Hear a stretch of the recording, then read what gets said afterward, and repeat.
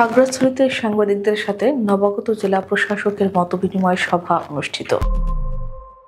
খাগড়াছড়িতে সাংবাদিকদের সাথে মতবিনিময় সভা করেছেন নবাগত জেলা প্রশাসক মোহাম্মদ আনোয়ার সাদাত। আমাদের খাগড়াছড়ির প্রতিনিধি মোফাজ্জল হোসেন জানান, রোববার বিকেল জেলা প্রশাসকের কার্যালয়ের সম্মেলন কক্ষে মতবিনিময় সভা অনুষ্ঠিত হয়। পরে মতবিনিময় সভায় খাগড়াছড়িতে নবাগত জেলা প্রশাসক সাংবাদিকদের কাছে খাগড়াছড়ি জেলার সার্বিক অবস্থা সম্পর্কে জানতে চাইলে সাংবাদিকরা পর্যটন নগরী পার্বত্য জেলা খাগড়াছড়ির উন্নয়ন সম্ভাবনা, পর্যটনের চিত্র, পাহাড়ের প্রকৃতি রক্ষার্থে বিভিন্ন পরামর্শ সহ শহরের রাস্তাঘাট দখলমুক্ত করা, শহরের নালা নর্দমা নিয়মিত পরিষ্কার করা সহ বিভিন্ন সমস্যার কথা তুলে ধরেন।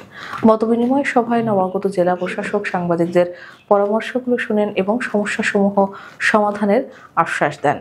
মতবিনিময় সভায় অতিরিক্ত জেলা প্রশাসক হাসান মারুফ, অতিরিক্ত জেলা প্রশাসক ফেরদৌসী বেগম, রুমানা আক্তার, খাগড়াছড়ি প্রেস ক্লাবের সভাপতি তরুণ কুমার ভট্টাচার্য, সহ সভাপতি মোহাম্মদ জহুরুল আলম, সাধারণ সম্পাদক এস.এম. প্রফুল্ল, সাংবাদিক ইউনিয়নের সভাপতি শাহরিয়ার ইউনুস সহ জেলায় কর্মরত বিভিন্ন প্রিন্ট ও ইলেকট্রনিক মিডিয়ার সাংবাদিকবৃন্দ উপস্থিত ছিলেন।